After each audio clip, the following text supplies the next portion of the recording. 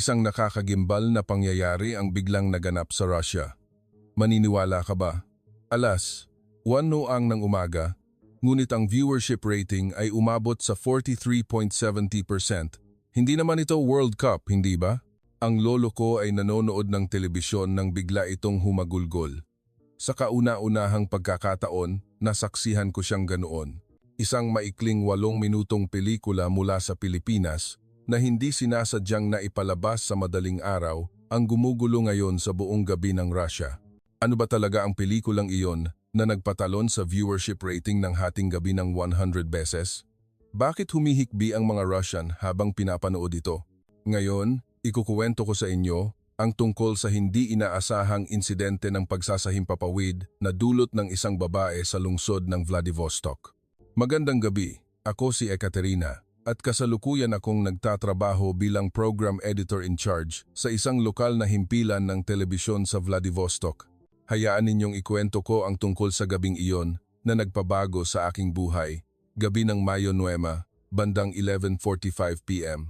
Isang biglaang alarm bell ang tumunog mula sa main server. Ang file ng documentary tungkol sa Siberian Tiger na naka-schedule ipalabas sa Hating Gabi ay nasira. Ang backup file ay hindi rin ma-access. 15 minuto na lang bago ang airtime, wala akong sapat na oras upang maghanap ng kapalit na programa. Nagmamadali akong naghalungkat sa folder na naglalaman ng mga backup content. Nakakita ako ng isang 8 minutong clip na may salitang kalikasan sa pangalan ng file. Hindi ko na inabala pang suriin itong mabuti. In-upload ko na ito sa sistema ng pagsasahimpapawid. Naisip ko, Golden Holiday naman ngayon para sa araw ng tagumpay, ang pinakamalaking pagdiriwang sa Russia, kaya siguradong walang gaanong nanonood ng TV. Ang lahat sa syudad ay umuwi na sa kani-kanilang dacha sa labas ng bayan. Ang natira na lang ay ang mga walang mapupuntahan, tulad ko. Sa Hating Gabi, nagsimula ang pelikula. Sa simula, isa itong payapang tanawin ng bukid. Tiyak akong nature documentary ito. Kaya nagpasyal muna akong magtimpla ng kape. Ngunit mga 3 minuto pagkatapos, nang tumingin ako sa screen, ako ay nagulat. Sa screen, mayroong dose-dosenang tao na nagtatanim ng palay sa isang bukirin. Hindi ito isang nature documentary, ngunit huli na ang lahat. Kung puputulin ko ito ngayon, mas magiging kakatwa pa. Kaya, nagpasya akong hayaan na lang itong tumakbo.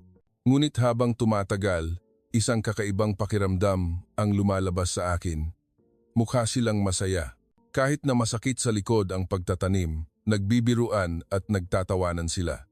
Isang matandang lalaki ang nagtuturo sa isang binata kung paano magtanim, habang ang mga kababaihan ay kumakanta habang nagtatrabaho. Ngunit ang talagang nakakagulat ay nang sila ay magpahinga. Nagtipon sila sa gilid ng bukid, nagbabahagi ng pagkain. Mayroon silang kanin, tuyo, nilagang mani, at buko juice. Inaanyayahan nila ang isa't isa, tapik sa balikat, at nagbibigay ng pampalakas loob. Sige lang, kapit lang, salamat sa hirap. Bagaman hindi ito Russian, may subtitle sa ilalim ng screen, at higit sa lahat, ang mainit na atmosfera ay naiparating ng buo. Ako ay nanatiling tulala habang nanonood. Ipinanganak at lumaki sa lungsod, hindi pa ako nakatapak sa probinsya. Ngunit hindi ko alam kung bakit, tila napakalapit sa akin ng tanawin. Katulad ito ng lumang Russia na madalas ikuwento ng aking lola. Noong araw, anak, ang mga kapitbahay ay parang magkakamag-anak. Kung may nagkakasakit, buong baryo ang nag-aalala. Sa panahon ng anihan, sama-sama silang nagtatrabaho. Natapos ang 8 minuto. Nananatili akong tulala sandali bago ako bumalik sa wisyo upang ihanda ang susunod na programa. Wala namang gaanong nanonood sa ganitong oras. Bulong ko sa sarili.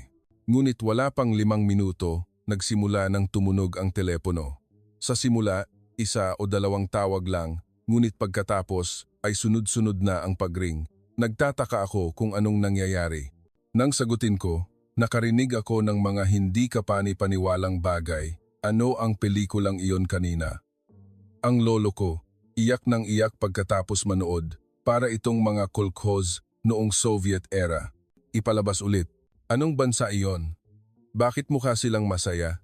Habang sinasagot ang mga tawag, hindi ako makapaniwala. Hating gabi na. At bakasyon, Ngunit ang daming nanonood ng TV, ang mas nakakagulat pa ay ang kanilang reaksyon. Lalo na, maraming matatanda ang tumawag at halos lahat sila ay naiiyak. Sinabi ng isang matanda, "Ganyan din ang baryo namin. 60 taon na ang nakakaraan, sama-samang nagtatrabaho, sama-samang kumakain, nagtutulungan. Namimiss ko ang mga araw na iyon." Isa pang matandang lalaki ang nagbahagi. Ngayon, hindi na alam ng mga tao kung sino ang kapitbahay nila. Sa panonood ng pelikulang iyon, sumasakit ang puso ko habang inaalala ang nakaraan. Ako ay nalilito, ngunit nakaramdam din ako ng init sa aking dibdib. Ang 8 minutong pelikula na hindi ko sinasadyang naipalabas ay tumama sa puso ng maraming tao at ito pa ay isang pelikula mula sa ibang bansa na may ibang wika. Patuloy pa rin ang pagring ng telepono. Lampas alas, isohan na ng umaga, ngunit hindi ito humihinto. At pagkatapos, isang tawag ang nagpabago sa lahat. Ito ang Deputy Director ng istasyon. "Ekaterina, anong nangyayari? Sirang ba ang rating system? Paanong umabot sa 31% sa ganitong oras?" Pakiramdam ko ay kinakabahan ako. 31%? Kumpara sa viewership rating ng madaling araw na karaniwang hindi umaabot sa 0.30%, ang numerong ito ay tumaas ng higit sa 100 beses. Pagkatapos ng tawag ng Deputy Director, nagmadali akong sinuri ang sistema. Totoo nga, mula 12 AM hanggang 12 AM, tumalon ang viewership rating at umabot sa 31.20%. Kumpara sa normal na araw, ito ay isang hindi kapani-paniwalang pagkakaiba. Deputy Director, hindi po ito system error. Totoo ang numero. Ang mga tawag para sa rebroadcast ay tuloy-tuloy pa rin.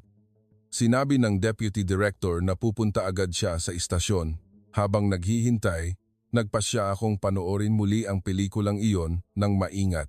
Kailangan kong malaman kung ano ang talagang nakaantig sa puso ng mga Russian.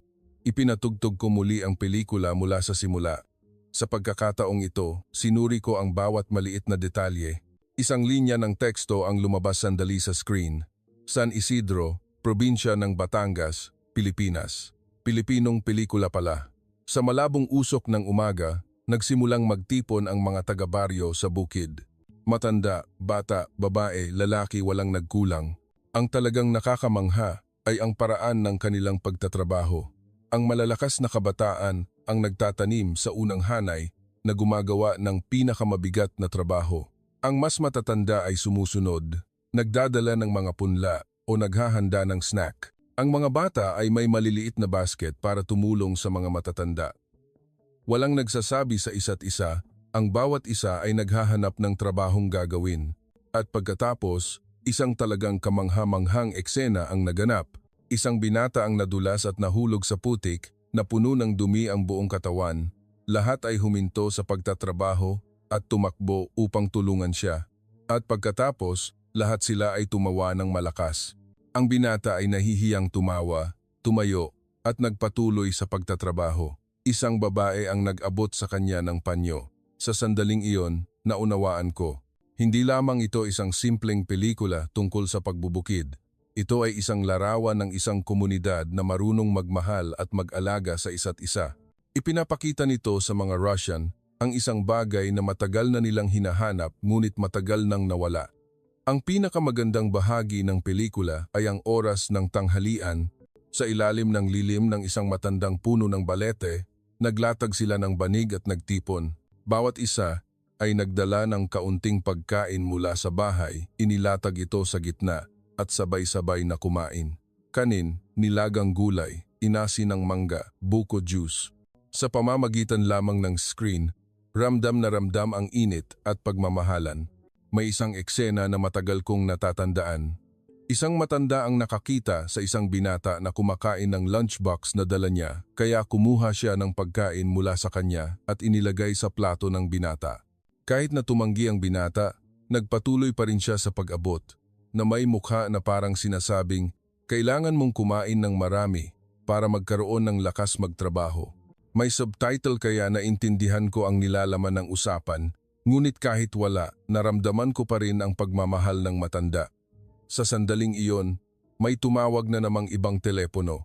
Sa pagkakataong ito, mula sa audience center ng istasyon. Ate Ekaterina, may malaking problema. Malapit nang bumagsak ang server. Ang dami ng taong nag-access sa website ng istasyon ay tumalon. Lahat sila ay gustong panoorin ulit ang pelikula. Kailangan kong gumawa ng agarang desisyon.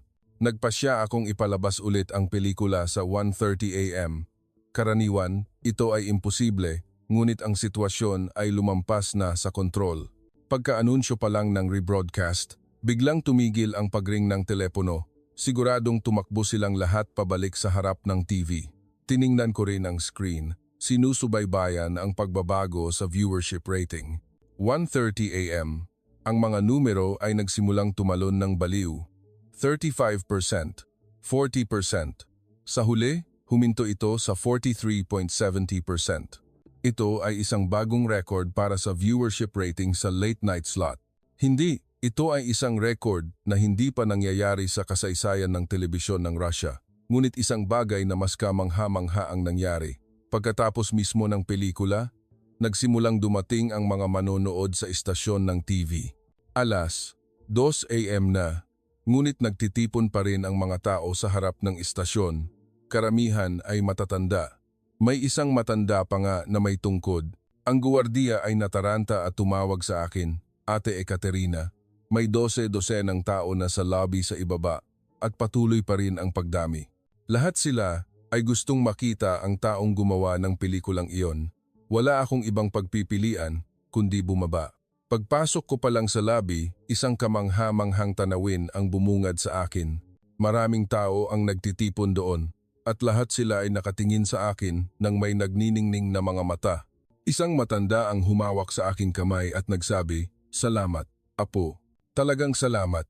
Salamat at tinulungan mo kaming maalala ang mga bagay na nakalimutan na namin." Sa sandaling iyon, hindi ko napigilan ang aking luha. Sa totoo lang, wala naman akong ginawa. Nagkamali lang ako at naipalabas ang isang pelikula. Ngunit hindi ka pani-paniwala. Ang pagkakamali kong iyon ay naging isang makabuluhang bagay para sa maraming tao. Nagsimulang ikuwento ng mga tao ang kani-kanilang kuwento. Isang matanda ang umalala sa kanyang kabataan na nagtatrabaho sa mga kolkhoz sa Siberia. Isang matanda naman ang umalala sa anihan sa kanyang bayan sa Ukraine. Sa sandaling iyon, dumating ang deputy director. Nagulat siya nang makita ang eksena sa lobby. Pagkatapos ay tahimik siyang nagsalita sa akin, "Ekaterina, hindi na ito isang simpleng insidente ng pagsasahimpapawid. May mas malaking bagay ang nangyayari." Lumabas na ang pelikulang iyon ay regalo mula sa isang Pilipino na naninirahan sa ibang bansa dahil sa matinding pagkamis sa kanyang bayan at ibinigay ito sa istasyon ng TV ilang taon na ang nakakaraan. Ito ay nakaimbak sa backup folder at tadhana ang nagdala sa akin upang makita ito. Tama ang sinabi ng Deputy Director. Kinabukasan, parang war zone ang istasyon ng TV. Walang tigil ang pagring ng telepono. Nagdagsaan ang mga mamamahayag at patuloy pa rin ang pagdating ng mga manonood. Una, ang tawag mula sa isang lokal na pahayagan. Kami ang Vladivostok Daily. Gusto naming mag-interview tungkol sa mahiwagang viewership rating kagabi. Primorsky News, maaari ba naming malaman ang pagkakakilanlan ng Pilipinong pelikula na iyon? Far East TV, hello? Maaari mo bang suriin kung bakit ganoon na lang ang pananabik ng mga manonood? Hindi ko alam ang sasabihin. Kung sasabihin kong isa lang itong pagkakamali, masyado nang malayo ang inabot ng pangyayari. Bukod pa rito, isang mas malaking problema ang naghihintay sa akin. Pagdating pa lang ng direktor ng istasyon, tinawag agad ako. Pagpasok ko pa lang sa opisina, isang malamig na boses ang sumalubong sa akin. "Ekaterina, magpaliwanag ka. Paano ka naglakas loob na mag-air ng isang pelikula mula sa ibang bansa nang hindi ito na-censor?"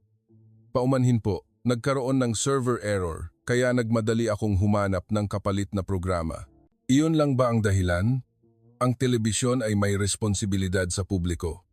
Kung may problema ang pelikulang iyon, ano ang gagawin mo? Tama ang sinabi ng direktor, kaya yumuko na lang ako at humingi ng paumanhin. Ngunit sa sandaling iyon, nagmamadaling pumasok ang secretary. "Sir, may flash report tungkol sa viewership rating. Ang rating ng rebroadcast kagabi, ayon sa pambansang estadistika, ay 43.70%. Nagbago ang mukha ng director. Ang rating na iyon ay makikita lang sa mga World Cup Finals o sa talumpati ng Pangulo sa bagong taon. At pagkatapos, tumawag ang headquarters sa Moscow. Gusto rin ng Central TV ang pelikulang iyon. Mabilis na nagbago ang sitwasyon. Ngayon, hindi na ito pagkakamali ng isang local na istasyon ng TV. Naging pambansang interes na ito. Bumuntong hininga ang direktor at nagsabi, "Sa ngayon, tiyakin muna natin ang pinagmulan ng pelikula at suriin ang issue ng copyright. Kung may problema, may tumawag na naman." Sa pagkakataong ito, mula sa isang mas kamangha-manghang lugar, Consulate General ng Pilipinas sa Vladivostok, "Hello. Gusto naming makipagtulungan sa issue tungkol sa Pilipinong pelikula na naipalabas kagabi. Bilis ng tibok ng puso ko. Magiging issue na ba ito ng internasyonal?" Ngunit ang sumunod na sinabi ng empleyado ng Consulate General ang nagpagaan ng aking loob. "Huwag po kayong mag-alala. Sa katunayan, tumawag kami para magpasalamat. Dahil sa pelikulang iyon, tumalon ang interes para sa Pilipinas. Kung maaari, gusto naming makipagpulong upang mag-usap." Nang hapong iyon, nagpunta ako sa Consulate General ng Pilipinas. Mainit akong tinanggap ng cultural attaché. Ang pelikulang iyon ay bahagi ng isang serye ng documentary tungkol sa probinsya na ginawa ng isang istasyon ng TV sa Pilipinas. Ang programa ay may pamagat na Diwa ng Bukid, hindi mo kailangang mag-alala tungkol sa copyright. Nakipag-ugnayan na kami sa istasyon ng TV sa Pilipinas. Tuwang-tuwa pa nga sila. Nagulat ako. Talaga po? Kahit na ipinalabas namin ng walang pahintulot? Nagulat sila na ang kultura ng bayanihan ng Pilipinas ay makapaghatid ng ganoong damdamin sa mga Russian. Sinabi pa nga nila na magbibigay sila ng buong serye kasama ang Russian subtitle, Bayanihan. Sa unang pagkakataon, narinig ko ang salitang ito. Ipinaliwanag ng attaché, bayanihan ay isang tradisyonal na paraan ng pagpapalitan ng paggawa sa Pilipinas. Ang mga tao sa baryo ay nagtutulungan sa panahon ng anihan. Walang pera ang ipinapalit, tanging lakas paggawa lamang. Ngayon, tutulungan kita. Bukas, tutulungan mo ako. Pagkatapos kong marinig iyon, naisip ko na talagang katulad ito ng kolkhoz o subbotnik sa Russia. Hindi, marahil, mas makatao at mas mainit ito. Nagpatuloy ang attaché. Sa totoo lang, sa Pilipinas ngayon, ang kulturang ito ay unti-unti na ring naglalaho. Kaya gumagawa sila ng mga documentary na tulad nito upang itala ang tradisyon. Ngunit hindi nila inaasahan na magdudulot ito ng ganoong kalaking impact sa Russia. Pag-alis ko sa Consulate General, marami akong naisip. Nagsimula ang lahat sa isang pagkakamali, ngunit marahil hindi ito isang aksidente. Isang maliit na baryo sa Pilipinas ang nagpakita sa mga Russian ng isang bagay na matagal na nilang hinahangad. Pagbalik ko sa istasyon ng TV, mas seryoso pa ang sitwasyon. Hindi, mas tamang sabihin, kamangha-mangha. Ang viewer bulletin board sa website ay nagdulot ng pagbagsak ng server at may nagtitipon pa rin sa harap ng istasyon at isang mas kamangha-manghang balita ang naghihintay. Nagpasya ang Central TV sa Moscow na opisyal na ipalabas ang pelikulang iyon sa buong bansa. Gayunpaman, may isang kondisyon. Ako ay personal na pupunta sa Moscow upang ipaliwanag ang phenomenon na ito. Ngunit sa sandaling iyon, isang tawag mula sa isang lugar na hindi ko inasahan ang dumating. Vietnamese Cultural Center sa Ussuriyisk. "Hello. Kayo po ba si Ekaterina? Kami po ang third generation Filipinos dito." Tumawag po kami pagkatapos naming mapanood ang programa kagabi. Ang kultura ng bayanihan na iyon ay ang ginawa ng aming lolo at lola. Ang mga Pilipino, inapo ng mga Pilipino na nagpunta sa Unyong Soviet para magtrabaho at nanatili pagkatapos ng pagbagsak ng Unyong Soviet. Alam kong bumalik sila sa Far East na ito upang manirahan, ngunit hindi ko inaasahan na makikipag-ugnayan sila sa akin. Nang bumagsak ang Unyong Soviet, nagdusa kami ng husto upang mabuhay. Dahil sa espiritu ng bayanihan, nabuhay ang aming komunidad. Kung hindi kami nagtulungan, hindi kami nakaligtas. Ang boses ay humihikbi mula sa kabilang dulo ng linya. Naramdaman ko ring lumuha ang aking ilong. Para sa kanila, ang pelikulang iyon ay hindi lamang isang tanawin sa bukid, kundi isang paraan ng pamumuhay ang karunungan ng kaligtasan ng kanilang mga ninuno. Ang president ng Filipino Cultural Center ay nagbigay ng isang alok sa Ussurisk. Mayroon pa ring mga nakatatandang Pilipino na naalala ang tradisyon ng bayanihan. Kung ang istasyon ng TV ay makakapunta upang mag-shoot, maipapakita namin sa inyo ang kultura ng Pilipinas sa puso ng Russia. Agad kong inireport ang alok na ito sa director. Ngayon, napagtanto na rin niya na hindi na ito isang simpleng insidente at hiniling niya sa akin na gumawa ng isang espesyal na plano. Nang gabing iyon, pauwi na ako. Nasaksihan ko ang isang kakaibang tanawin. Sa playground sa apartment complex, nagtitipon ang mga tao. Bawat isa ay nagdala ng kaunting pagkain at nagbahagi sa isa't isa. Isang babae ang nagsabi sa akin, "Napanood mo ba ang programa?" Naisip namin, bakit hindi namin subukan gawin iyon? Ang bawat isa ay nagdala ng kaunting pagkain at nagkainan ng sama-sama. Ang saya. Isang 8 minutong pelikula ang lumikha ng pagbabago. Isang maliit na init ang nagsimulang kumalat sa malamig na lungsod na ito. Kinabukasan, maingat kong sinuri ang material na ibinigay ng Consulate General ng Pilipinas. Ito ang buong serye ng Diwa ng Bukid. At sa gitna nito, isang espesyal na episode ang nakakuha ng aking atensyon. Ito ay isang 45 minutong documentary na may pamagat na paghahanda ng suman para sa Pasko. Dahil sa kuryosidad, binuksan ko ito. Sa pagkakataong ito, ang setting ay isang clan patriarch sa isang baryo sa San Isidro, Batangas. Ang pangunahing karakter ay si Lola Rosa, 74 taong gulang, ang panganay na manugang ng pamilya Reyes na 10 taon nang gumagawa ng suman. Nagsimula ang pelikula sa paghahanda. 10:00 ng umaga, inilabas na ni Lola Rosa ang malalaking kawali sa bakuran. Nagbubulungan siya sa sarili, isa na namang Pasko.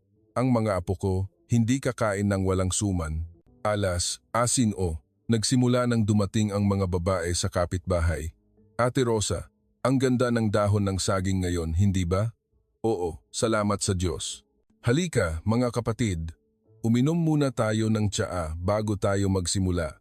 Ang imahe ng mga matatanda at kababaihan na nagtitipon sa paligid ng takure ng tsaa ay napakainit. Ngunit nang marinig ko ang kanilang usapan, nalaman kong hindi lang ito tungkol sa paggawa ng suman. "Hindi ba makakauwi ang bunso mo, ate?" "Oo, nagkasakit kasi ang bata, kaya plano kong magpadala ng dagdag na suman sa kanya." "Opo, di gagawa kami ng kaunti pang dagdag?" Ang paraan ng pagtingin nila sa problema ng kapitbahay na parang sarili nilang problema ay talagang kahanga-hanga. Nang opisyal na magsimula ang paggawa ng suman, parang fiesta ang buong baryo. Ang mga lalaki ay nagbubuhat ng mga malagkit na inihanda na. Ang mga batang manugang ay naghahanda ng latik at iba pang palaman. Ang mga lola at matatanda ay umuupo at nagbabalot ng suman. Tumutulong din ang mga bata sa pagpupunas ng dahon ng saging. "Ito ang tunay na paggawa ng suman," sabi ni Lola Rosa sa kamera. "Hindi ito magagawa ng mag-isa. Kailangang gawin ng sama-sama para maging masarap ang suman." Ang tanghalian ay isa ring malaking eksena. Nilagang karne, longganisa, inasinang gulay, lahat ay nagtitipon, kumakain, at ang atmosfera ay parang isang tunay na fiesta. Pinanood ko ang pelikulang ito at mas naunawaan ko kung bakit naantig ang mga Russian. Hindi lang ito tungkol sa paggawa ng pagkain, kundi isang pagdiriwang ng pagmamahalan at pagbabahagi. Habang nanonood ako, nagring ang telepono. Ito ang director, Ekaterina. Nagdesisyon na ang Moscow. Biyernes ng gabi, 7:00, prime time. Ipapalabas natin ang espesyal na programa, Tinig ng Puso ng Pilipinas. Ikaw ang producer. Ako ay nagulat. Prime time?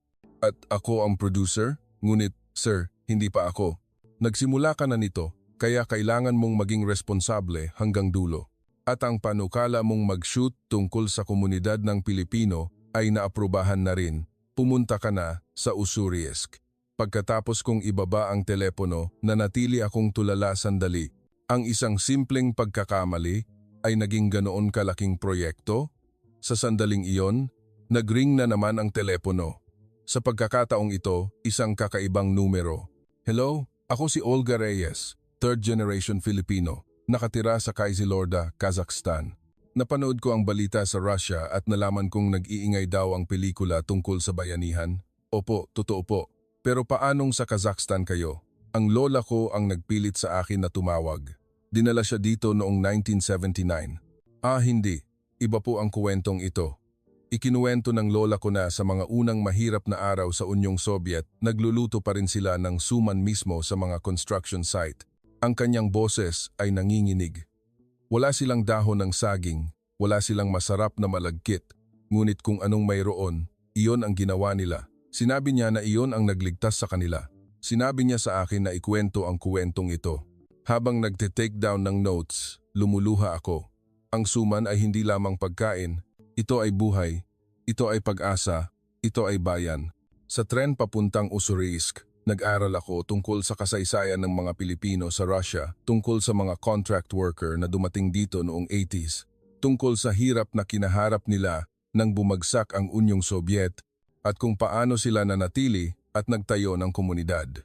Pagdating ko sa Ussurisk Station, sinalubong ako ng President ng Filipino Cultural Center. Maligayang pagdating, Ekaterina. Naghihintay na sa inyo ang aming mga nakatatanda. Pagdating ko sa Cultural Center, totoo ngang may 12-dosenang matatanda ang nakaupo at naghihintay. Isang matanda na mukhang pinakamatanda ang tumayo. Ako si Maria Kim, ang pinakamatanda dito, 93 taong gulang. Dumating ako dito noong 1982. Kumuha ang matanda ng isang lumang album. Ang mga larawan ay nanilaw na. Tinuro niya ang isa at sinabi, "Ito ang kuha noong 1985 sa construction site. Tingnan mo, payat kaming lahat, hindi ba? Pero nagluluto pa rin kami ng suman. Sa larawan, butot balat na lang ang mga tao, ngunit nagtitipon sila sa paligid ng isang malaking kaldero. Wala kaming dahon ng saging noon, kaya gumamit kami ng lumang newspaper, ginamit namin ang dahon ng birch tree. Ang malagkit ay wala, kaya ginamit namin ang regular na bigas. Pero suman pa rin ang suman. Ang lasa nito ang nagpapaalala sa amin ng aming bayan." Dagdag ng isa pang matanda na nakaupo sa tabi.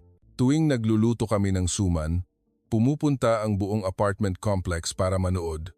Ang mga Russian, nagulat sa simula, pero pagkatapos ay kumakain din sila. Sinabi nilang masarap.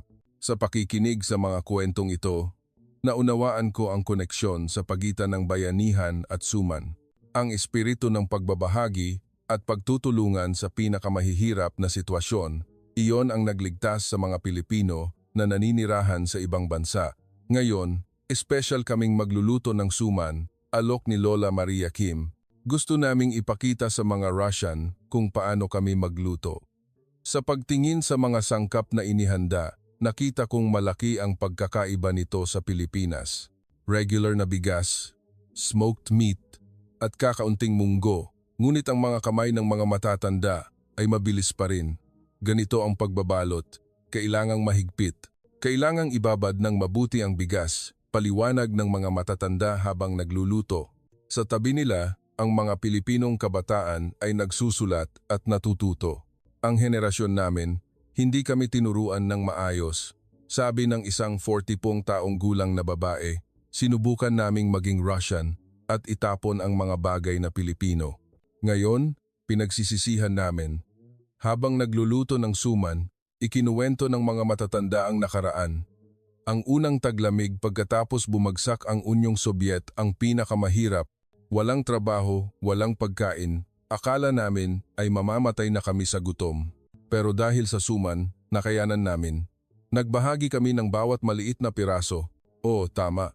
Sabi pa nga ng mga kapitbahay naming Russian, pagkatapos nilang kumain ng suman, lumakas sila. Mula noon, nagsimula na kaming makipagpalitan. Nagpapalit kami ng suman para sa tinapay. Napagtanto ko na ang suman ay hindi lamang pagkain. Ito rin ay tulay para sa pagpapalitan ng kultura. Nang malapit nang matapos ang pagluluto ng suman, isang sorpresa ang nangyari, nagsimulang dumating ang mga kapitbahay na Russian. "Maria, narinig namin na nagluluto ka ng suman. Maaari ba naming panoorin? Ang sarap ng binigay mo noong nakaraang taon. Gusto kong matutunan kung paano." Sa isang iglap, ang Cultural Center ay naging isang suman making class, kung saan naghahalo ang mga Russian at Pilipino, Pagbalik ko mula sa Ussurisk, sinimulan kong ihanda ang unang opisyal na broadcast. Ang unang episode ng Tinig ng Puso ng Pilipinas ay, siyempre, tungkol sa Suman. Pinagsama ko ang pelikula tungkol kay Lola Rosa sa Batangas, ang kwento ng mga matatandang Pilipino na nakilala ko sa Ussurisk at maging ang bayanihan clip na nagdulot ng unang pagkakamali. Bago ang broadcast, labis akong kinakabahan. Opisyal na programa ito, hindi na pagkakamali. May manunood kaya? Biyernes ng gabi, alas 7. Sa wakas, nagsimula na ang programa. Magandang gabi, mga manonood. Ito ang unang programa ng Tinig ng Puso ng Pilipinas. Ngayon, makikinig tayo sa kwento ng Suman. Ako mismo ang nag-host ng programa. Kahit kinakabahan, sinubukan kong magsalita ng kalmado. Una, ang pelikula tungkol kay Lola Rosa sa Batangas. Sa pagkakataong ito ay buong bersyon na may Russian subtitle. Pagkatapos ay ikinuwento ko ang kuwento ng mga matatandang Pilipino sa Ussurisk. Kahit sa pinakamahihirap na sitwasyon, ang mga Pilipino na naninirahan sa ibang bansa ay nagluto pa rin ng suman. Iyon ang kanilang pagkakakilanlan, ang paraan nila upang mabuhay. Habang isinasahimpapawid ang programa, patuloy kong sinusuri ang reaksyon ng mga manonood. Boom! Ang lola ko noong panahon ng digmaan, gumawa rin ng mga katulad na pagkain na pang-imbak. Hindi ko alam na may ganoong kasaysayan pala ang mga Pilipino dito. Bigla akong nagke-crave ng suman. Pagkatapos ng programa, bumagsak na naman ang website ng istasyon. Dagsa ang mga tanong tungkol sa kung paano gumawa ng suman.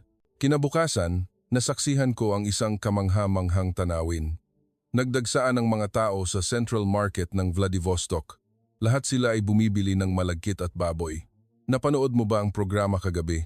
Tanong sa akin ng isang babae. Naisip ko rin na subukan kung paano gumawa ng suman. Hindi ko inaasahan na pareho tayo ng iniisip. Ang mga tindera sa palengke ay naguguluhan din. Nagbebenta ako ng 40 taon, ngayon ko lang nakita ito. Ubos na ang malagkit. Pareho ang sitwasyon.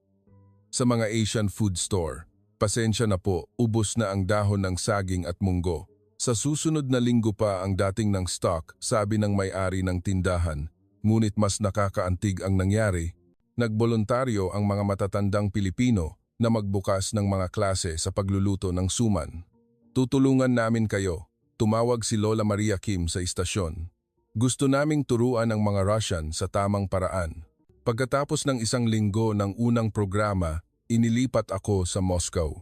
Nagpasya ang Central TV na palawakin ang Tinig ng Puso ng Pilipinas bilang isang pambansang programa.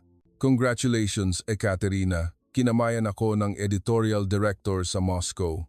Gawin natin ang Vladivostok Miracle sa buong Russia. Iba ang Moscow sa Vladivostok, isang napakalaking lungsod na may 12 milyong residente. Makikisimpatya kaya ang mga tao dito sa Tinig ng Pilipinas.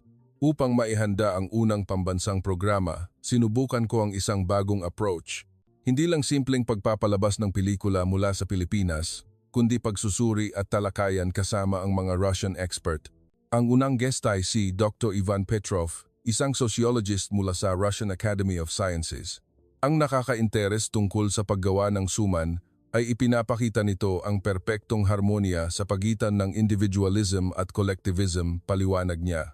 Ang bawat pamilya ay nag-iingat ng sarili nitong lasa, ngunit sama-sama silang nagluluto at nagbabahagi. Inimbitahan din namin ang President ng Filipino Association sa Moscow. Nagluluto kami ng suman sa Moscow sa loob ng 30 taon. Sa simula, kaming mga Pilipino lang, ngunit ngayon, marami na ring kapitbahay na Russian ang sumasali.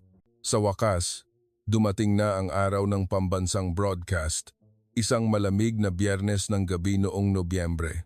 Nagsimula ang programa sa clip tungkol sa suman, ngunit sa pagkakataong ito, nagdagdag kami ng bagong elemento, paghahambing sa tradisyonal na kultura ng pag-iimbak ng pagkain sa Russia. Ang Russia ay mayroon ding mga fermented food tulad ng solenye o gort o kvasenaya, kapusta, paliwanag ko. Ngunit ang suman ng Pilipinas ay hindi lang para sa pag-iimbak. Espesyal ito dahil ito ay isang kultura ng pagbabahagi. Sa gitna ng programa, nagkaroon kami ng isang surprise connection, isang live video call kay Lola Rosa sa Batangas. Hello sa inyong mga kaibigan sa Russia, kumaway siya. Nakakahiya na sumikat pa ang pagluluto ko ng suman. Sa pamamagitan ng interpreter, nakatanggap kami ng mga tanong mula sa mga manonood. Lola, ano po ang sikreto ng suman? Ang sikreto, simplang, ang puso ng nagluto iniisip ang kakain. Ang manugang ko, maalat kumain, kaya nilagyan ko ng kaunting asin. Ang apo ko, hindi kumakain ng maanghang, kaya binawasan ko ang paminta. Ang mainit na sagot na iyon ang nagpasabog sa chatbox. Parang lola ko, namimiss ko si Babushka. Iyon ang pagkain na puno ng pagmamahal. Patuloy na tumaas ang viewership rating, lumampas sa 30% at umabot sa 30%. Pagkatapos ng programa, isang kamangha-manghang bagay ang nangyari. Sa buong Moscow, nagsimulang mabuo ang mga suman-making group. Lumabas ang hashtag sa social media. Nagpo-post ang mga tao ng larawan ng kanilang suman na gawa sa sarili. Ang Arbat Street Residents Association magluluto ng suman ngayong weekend. Sino ang sasali? Ang apartment complex natin, gumawa rin tayo ng suman group. Nakipag-ugnayan din ang Philippine Embassy. Ekaterina, dahil sa iyo, ang Filipino-Russian Cultural Exchange ay nagbukas ng bagong pahina. Gusto ring tumulong ng gobyerno namin. Pagkatapos ng tagumpay ng suman episode, nagpasya akong palawakin ang serye. Ang pangalawang paksa ay pamalasakit. Nag-alangan ako kung paano ipapaliwanag ang kulturang ito sa mga Russian dahil baka maintindihan ito bilang relihiyoso. Sa sandaling iyon, isang tao ang nagbigay sa akin ng magandang ideya, si Father Andrei ng Russian Orthodox Church. Ang pamalasakit ng Pilipinas ay hindi isang relihiyosong ritual, kundi isang pagpapakita ng pagmamahal sa pamilya. Sa esensya, ito ay katulad ng aming commemoration ceremony. Ipinakita ng programa ang detalyadong proseso ng paghahanda ng pagkain para sa alaala. Ang imahe ng paghahanda ng mga pagkaing paborito ng yumao ng may paggalang. Ang sandali kung saan nagtitipon ang pamilya upang balikan ang mga alaala. Ang fish stew na ito ang pinakapaborito ni Lolo, pagbabahagi ng isang Pilipinong pamilya. Tuwing araw na ito, naaalala namin si Lolo. Ang reaksyon ng mga Russian viewer ay lampas sa inaasahan. Pumupunta rin kami sa sementeryo tuwing Easter, ngunit hindi ganoon kalalim ang aming paggalang. Ang paraan ng pag-alaala sa yumao ay napakaganda. Ipinagbawal ang relihiyon noong Soviet era, kaya hindi namin nagawa ang mga bagay na ito. Lalo na ang mga matatandang manonood ang nagpahayag ng malalim na simpatiya. Pagkatapos ng programa, isang kamangha-manghang pagbabago ang naganap. Nagsimula ring mag-organisa ang mga pamilyang Russian ng katulad ng mga memorial dinner. Nagluto ako ng borscht na paborito ng nanay ko. Nagpadala ng liham ang isang manonood.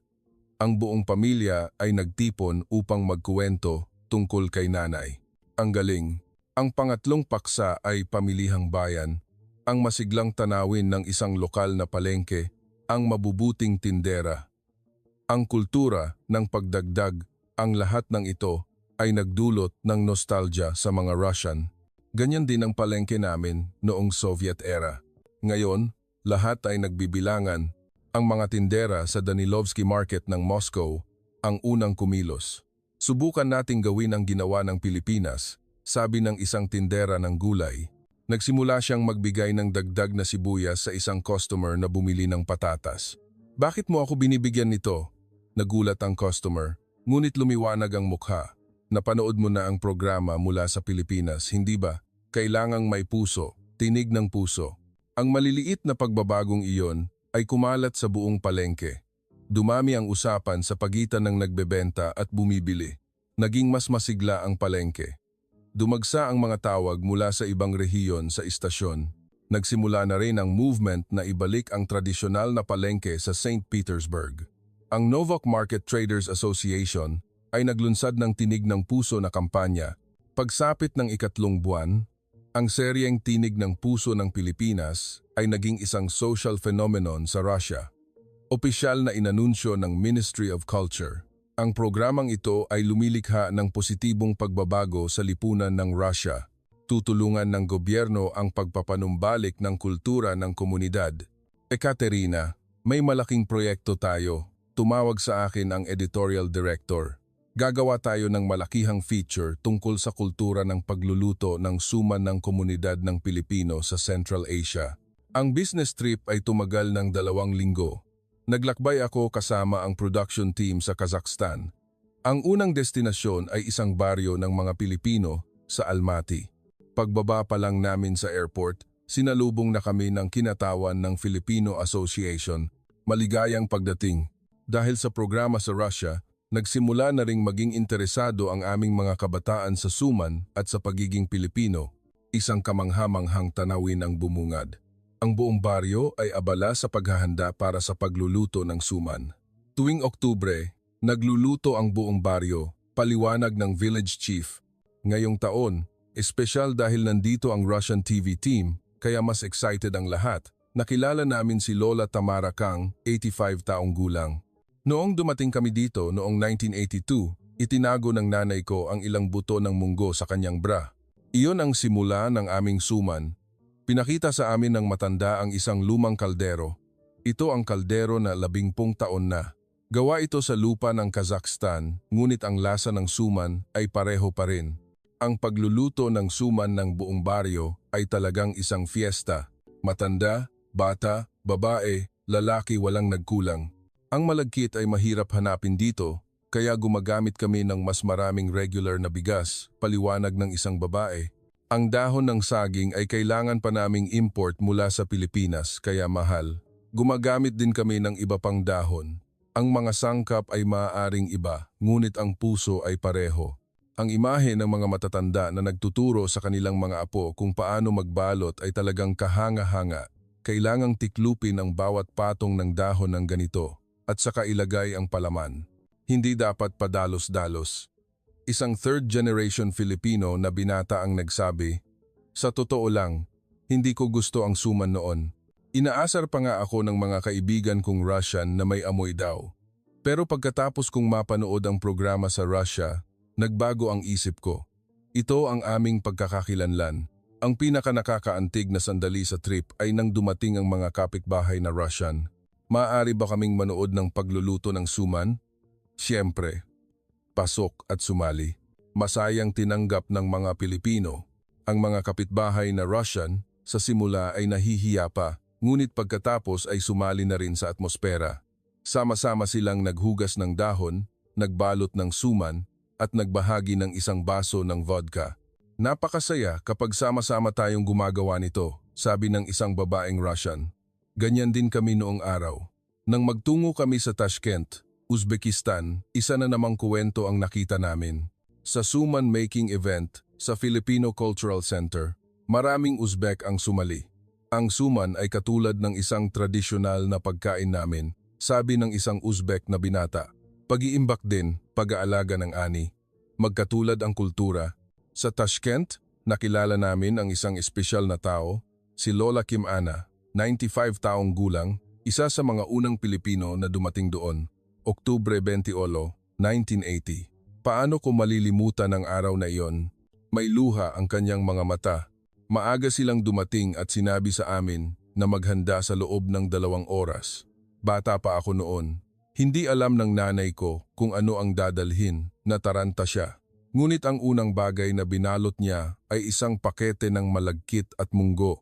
Sabi niya, "Kung mayroon nito, mabubuhay tayo." Ang paglalakbay na tumagal ng 1 buwan sa mga construction site, ang kanyang kuwento ay nanatiling buo. 40 tao, nagsisiksikan sa isang barracks, walang banyo, walang pagkain, pero nagbahagi kami ng bawat butil ng bigas at munggo para makayanan. Sabi namin sa sarili namin na uuwi na kami at magtiis lang ng kaunti pa. Pinakita niya sa amin ang isang lumang kutsara. Ito ang kutsara. Noon, isinusubo namin ang bawat maliit na kutsara ng lugaw, naghahatian at sinasabi sa sarili namin na uuwi na kami. Konting tiis pa, ngunit hindi sila nakabalik. Iniwan sa mga dayuhang lupain. Kailangan nilang maghukay ng mga dugout para mabuhay. Ang unang taglamig ay impyerno. -40 degrees, walang pagkain. Kailangan naming hukayin ang mga ugat ng puno para mabuhay, pero nagluluto pa rin kami ng suman kahit simbolo lang. Bakit ganoon na lang kayo kapursigido sa suman? Tanong ko. Ang suman ay hindi lang pagkain. Ito ay para hindi namin makalimutan kung sino kami. Ang pagkain ng suman ay pag-alala sa bayan at pag-asa na balang araw ay makakabalik. Dinala niya kami sa sementeryo ng komunidad. Ang mga nakahimlay dito ay ang mga namatay noong panahong iyon dahil sa gutom, dahil sa lamig. Pero hanggang sa huli, iningatan pa rin nila ang tradisyon ng pagluluto ng suman. Sa tombstone, mayroon kapwa Pilipino at Cyrillic letters. Ito ang puntod ng nanay ko. Hinaplos niya ang isang slab. Ang huling bilin niya ay, huwag na huwag mong kalilimutan kung paano magluto ng suman. Pagtatapos ng shoot, pauwi na kami sa hotel, walang nag-imikan sa buong team. Talagang naramdaman namin na ang suman ay hindi lang pagkain. Ito ay buhay, ito ay pagkakakilanlan, ito ay pag-asa. Nang gabing iyon, isinulat ko sa aking diary. Ano ang suman para sa mga Pilipino na naninirahan sa ibang bansa? Marahil, iyon ang lugar upang umuwi. Kahit hindi sila makabalik sa pisikal, sa pamamagitan ng suman, umuwi sila araw-araw. Ang Bishkek, Kyrgyzstan, ang huling location ng shoot. Dito, isang kamangha-manghang pagbabago ang nangyayari. Pagkatapos ng programa sa Russia, ang imahe ng suman ay ganap na nagbago. Dati, gusto nilang itago. Ngayon, ipinagmamalaki na nila, sabi ng director ng Filipino Association.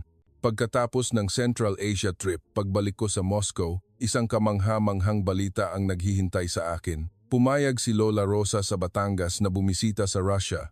Ekaterina, ayusin mo ang isang pagpupulong sa pagitan niya at ng mga matatandang Pilipino dito, masayang sabi ng editorial director. Hindi lang ito isang pagpupulong. Ito ay isang makasaysayang sandali, kung saan ang mga anak ng isang bansang pinaghiwalay ng sitwasyon ay magkikita pagkatapos ng halos kalahating siglo. Upang maihanda ang pagpupulong sa airport, inimbitahan namin ang 3 matatandang Pilipino mula sa iba't ibang rehiyon. Si Lola Kim Anna, si Lola Tamara Kang, at si Lola Maria Bui. Hapon ng Nobyembre 15, Sheremetyevo Airport, Moscow. Mga Lola, lalabas na po si Lola Rosa, sabi ko sa 3 matatandang Pilipino. Lahat sila ay may hawak na buke ng bulaklak at ang kanilang mga mata ay namumula. Sa wakas, bumukas ang gate at lumabas si Lola Rosa. Nakapilipinyana siya, napakaganda. Sa sandaling iyon, tila tumigil ang oras. Oh, kapatid, si Lola Kim Anna ang unang lumapit. Talagang galing ka sa bayan. Sa sandali na niyakap ng 2 matanda ang isa't isa, lahat ng tao sa airport lobby ay hindi makahinga. Ang dami ninyong pinagdaanan, humihikbing sabi ni Lola Rosa. Hindi, kami ang dapat magpasalamat. Salamat at hindi ninyo kami nakalimutan at hinanap. Sabay-sabay umiyak ang 4 na matanda. Ang mga tao sa paligid, ang film crew, ang mga empleyado ng airport, lahat ay umiyak. Halos 50 taon na, 50 taon bago makita ulit ang kababayan, pinunasan ni Lola Tamara Kang ang kanyang luha. Nag-usap ang mga matatanda, minsan sa Pilipino, minsan sa Russian. Magkaiba man ang wika, iisa ang tibok ng kanilang puso. Kinabukasan, sa Filipino Cultural Center sa Moscow, isang espesyal na suman making event ang inorganisa. Ngayon, ang 2 bahagi ng alaala ay magluluto ng suman ng sama-sama, panimula ko. Hindi, mas tama, ang mga anak ng isang bansang minsan nang nahiwalay ay magluluto ng suman ng sama-sama. Sa isang tabi, si Lola Rosa ay nagluto ng suman sa tradisyonal na paraan ng Pilipinas. Sa kabilang tabi, ang mga matatandang Pilipino na naninirahan sa ibang bansa ay nagsimulang magluto sa kanilang paraan. Gumagamit pala kayo ng foil para ibalot? Nagulat si Lola Rosa. Wala kaming dahon ng saging, kaya kailangang ganito, kapatid, tumawa si Lola Kim Anna. Pero masarap din ang lasa. Ang 2 paraan ng pagluluto ay nagsimulang maghalo. Nagturo si Lola Rosa kung paano gamitin ang malagkit at ang mga matatandang Pilipino naman ay nagturo kung paano gamitin ang smoked meat para sa palaman. Sa huli, ang puso ay iisa pa rin. Ang puso na may paggalang sa pagluluto ng suman upang ibahagi sa lahat, sabi ni Lola Rosa. Maraming Russian ang sumali sa event. Nagtipon ang lahat sa paligid ng mga matatanda upang matutunan kung paano magluto ng suman. Sa gitna nito, Kinuha ni Lola Maria Buy ang isang lumang notebook. Ito ang recipe ng suman na iniwan ng nanay ko. Nagsimula siyang magsulat noong 1983. Sa notebook, ang mga pangalan ng Pilipinong pagkain ay nakasulat sa Cyrillic letters, suman, lumpia, pansit. Hindi marunong magsulat ang nanay ko, kaya sinulat niya ito sa paraan ng pagbigkas. Pero sabi niya, "Huwag daw kalilimutan." Tiningnan ni Lola Rosa ang notebook at lumuha. Ito ang tunay na kayamanan, mas mahalaga kaysa anumang artifact sa museo. Sa sandaling iyon, lumapit ang isang matandang babaeng Russian. "Maaari ba akong matuto? Ang apo ko, interesado sa kultura ng Pilipinas?" Siyempre, sabay na sagot ng apat na matanda. Sa isang iglap, ang lugar ay naging isang klase sa pagluluto ng suman. Ang mga matatanda ay naging guro na nagtuturo sa mga Russian. Kailangang hawakan ang dahon ng ganito. Huwag masyadong mahigpit. Kaunting paminta lang. Ay, sobra na. Maanghang yan. Walang tigil ang tawanan. Kahit na magkaiba ang wika, nagkakaintindihan sila sa pamamagitan ng galaw. Oras ng tanghalian, isang espesyal na menu ang inihanda. Lumpia at pelmeni kasama ang suman na bagong luto. Ito ang harmonia, sabi ng isang participant. Ang pagkain ay walang hangganan. Sa hapunan, nagkaroon ng mas malalim na usapan ang mga matatanda. Kung tinalikuran namin ang suman, marahil ay ganap na kaming na-assimilate sa Russia, sabi ni Lola Tamara Khang. Pero dahil sa suman, hindi namin nakalimutan kung sino kami. Sa Pilipinas ngayon, maraming pamilya ang bumibili na lang ng suman, sagot ni Lola Rosa. Pero tuwing Pasko, kailangang magluto ng sarili. Iyon ang aming pagmamahal. Nang hapong iyon, isang kamangha-manghang anunsyo ang ibinigay. Personal na dumalo ang Vice Minister of Culture ng Russia. Ang narito ako ngayon, talagang nararamdaman ko ang lakas ng kultura. Tutulungan ng gobyerno ang pagpapanatili ng kultura ng Pilipino at isang mas kamangha-manghang anunsyo ang ibinigay. Nagdesisyon kaming gawin ang bawat Nobyembre bilang buwan ng kultura ng suman. Mag-oorganisa kami ng Suman Making Festival sa buong Russia upang isulong ang cultural exchange. Ang bulwagan ay napuno ng palakpakan. Niyakap ng mga matatandang Pilipino ang isa't isa, umiiyak. 50 taon. 50 taon, bago kami kinilala. Nang matapos ang event, isang espesyal na suman na sama-samang niluto ng apat na matanda ang natapos. Ito ang suman ng harmonia, sabi ni Lola Rosa. Ito ay kombinasyon ng Pilipinong paraan at ng Pilipino na naninirahan sa ibang bansa. Inaanyayahan namin kayong tikman. Nagbahagi ng suman ang mga matatanda sa mga participant.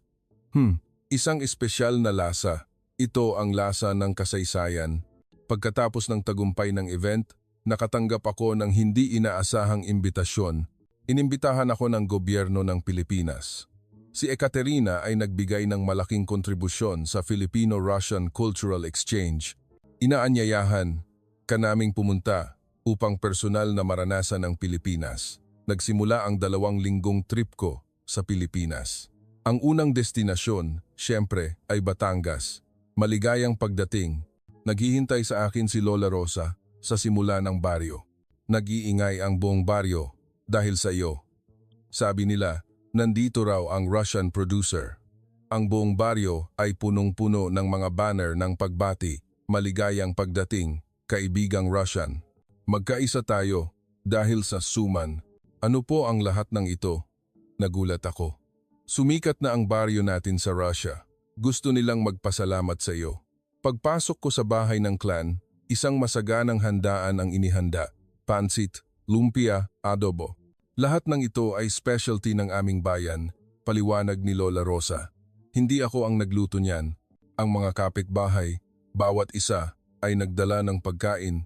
Bakit po ninyo ginagawa ang lahat ng ito? Hindi ako makapagsalita. Dahil sa malayong Russia, kinilala nila ang aming kultura. Napakahalaga niyan. Sa hapunan, nakipag-usap ako sa mga tao sa baryo.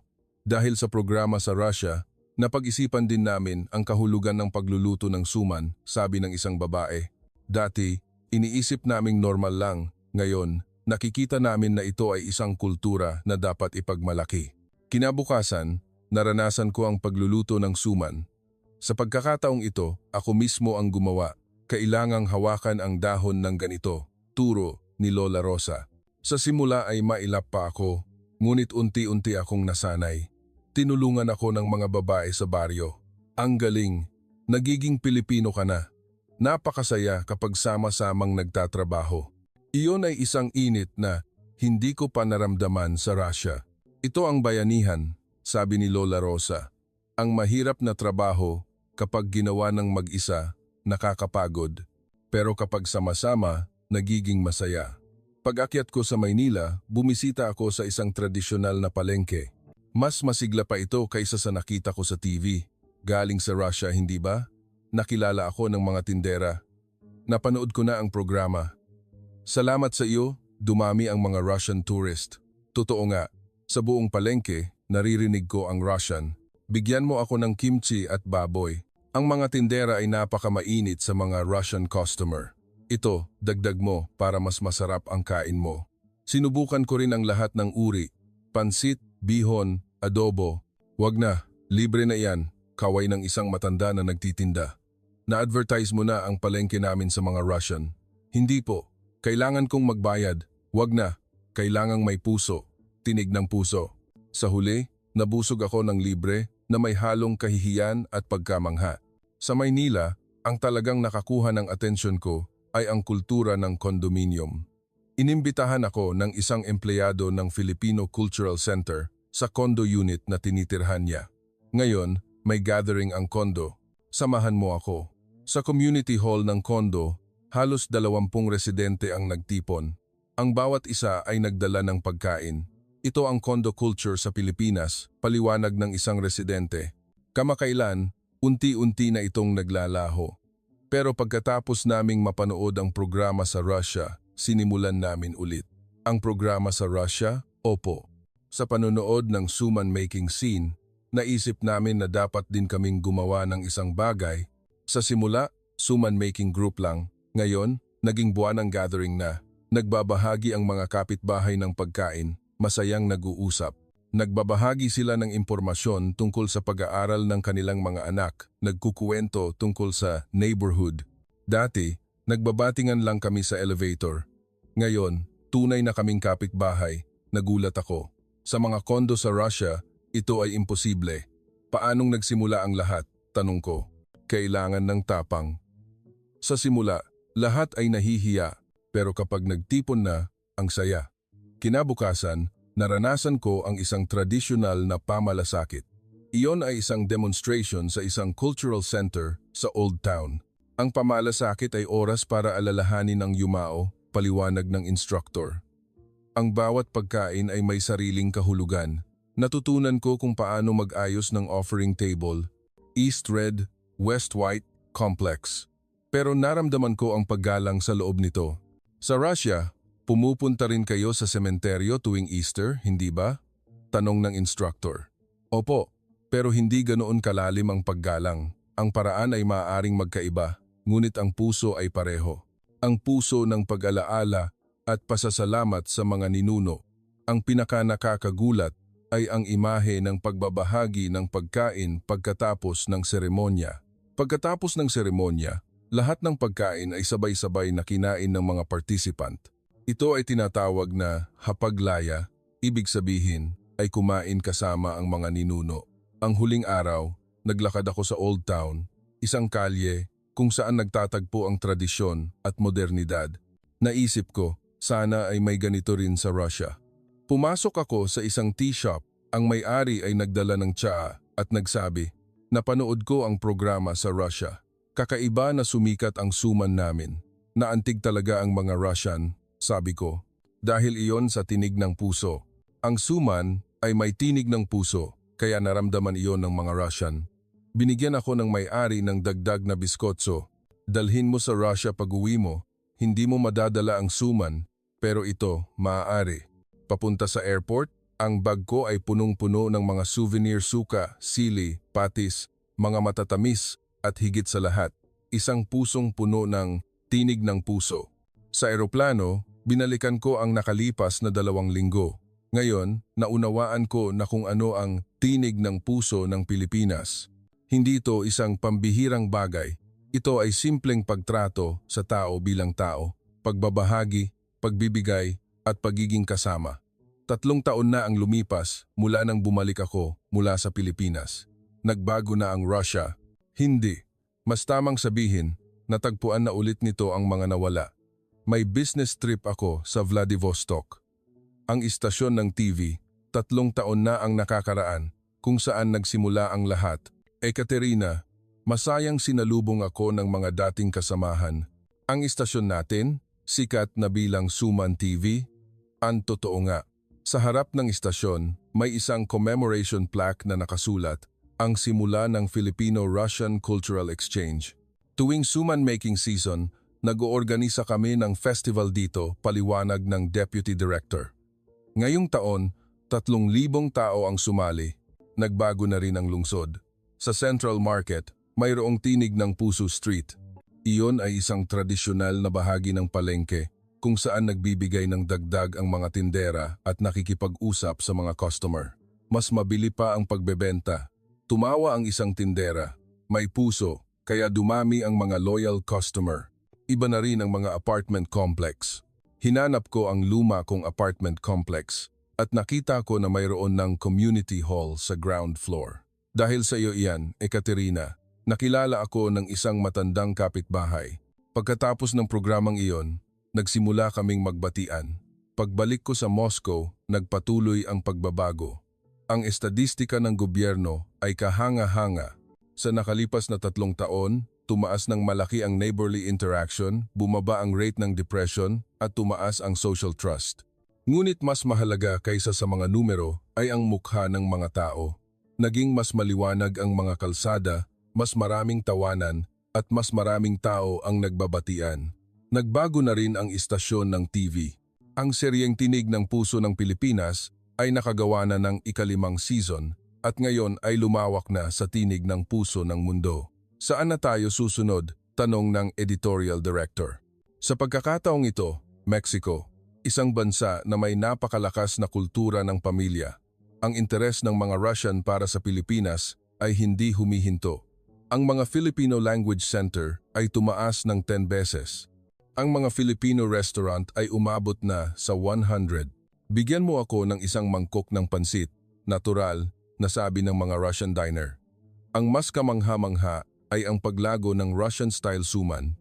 Lumabas na ngayon ang suman na may palaman na borscht o suman na may palaman na pelmeni. Umuunlad ang kultura kapag may pagpapalitan, sabi ng isang chef. Ang komunidad ng Pilipino ay ganap na ring nagbago. Hindi na sila nagtatago. Sa halip, ipinagmamalaki nila. Kami na ang naging tulay ng kultura, buong pagmamalaking sabi ni Lola Kim Ana. 50 taon bago kami kinilala. Ang suporta ng gobyerno ay sistematiko na rin. Ang buwan ng kultura ng Suman ay naging isang pambansang event at ang kultura ng Pilipino ay naging isang bagay na kailangang pangalagaan. Isang araw, nakarinig ako ng isang espesyal na balita, ang kwento tungkol sa isang baryo sa Siberia. Ang baryo ay malapit ng iwanan, ngunit muling nabuhay. Sikat sila ngayon bilang Suman Village at ang mga kabataan ay bumalik na. Minsan, naaalala ko ang gabing iyon.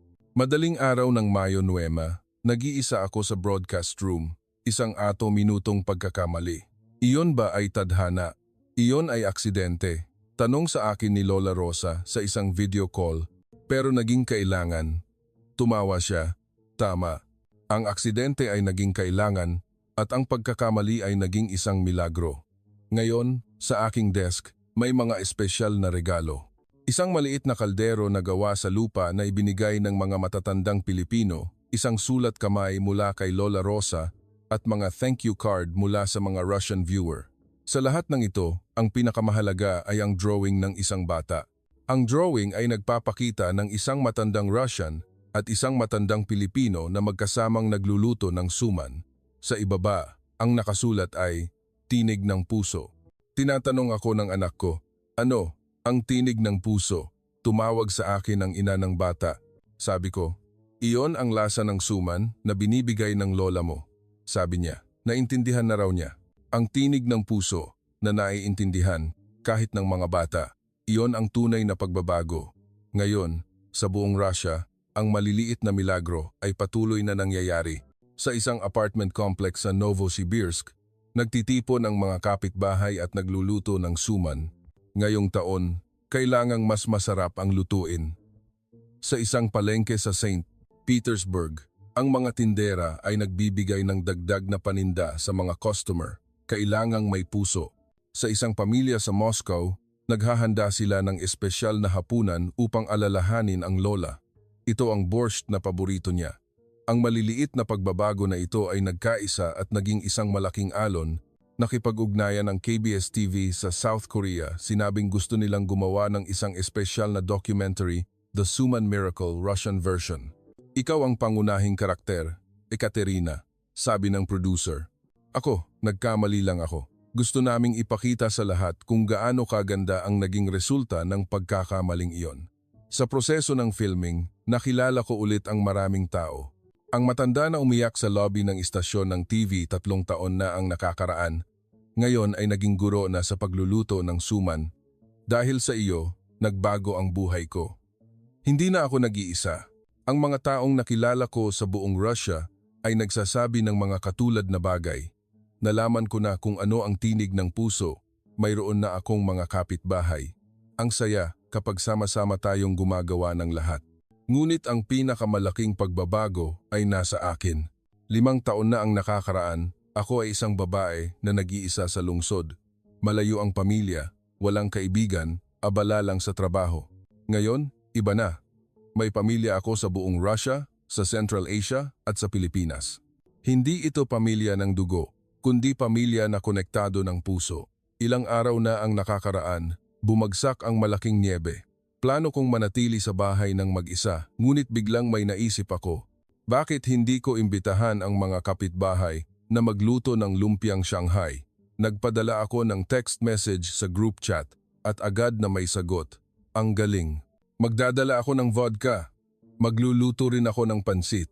1 oras pagkatapos, ang maliit kong apartment ay napuno ng tawanan.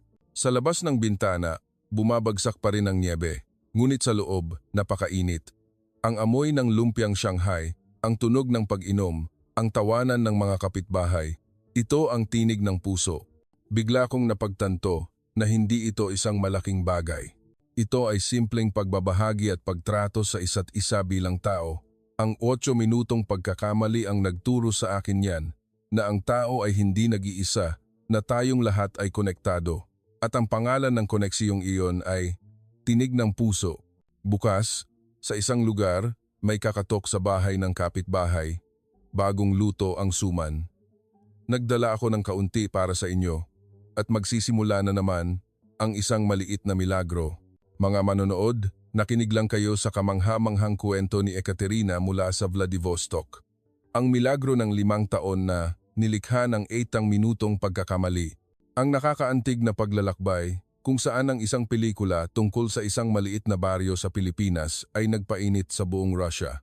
Ang puso ng lola na nagluluto ng suman, ang mga luha ng mga anak na naninirahan sa ibang bansa na nagkita pagkatapos ng halos kalahating siglo, at ang alon ng tinig ng puso na kumalat sa kabila ng mga hangganan.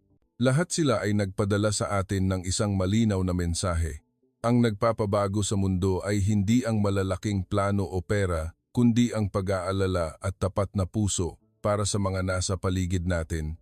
Ngayon, gusto mo bang subukang batiin muna ang iyong kapitbahay? Isang suman, isang mainit na tasa ng tsaa na ibinahagi iyan ang simula ng milagro.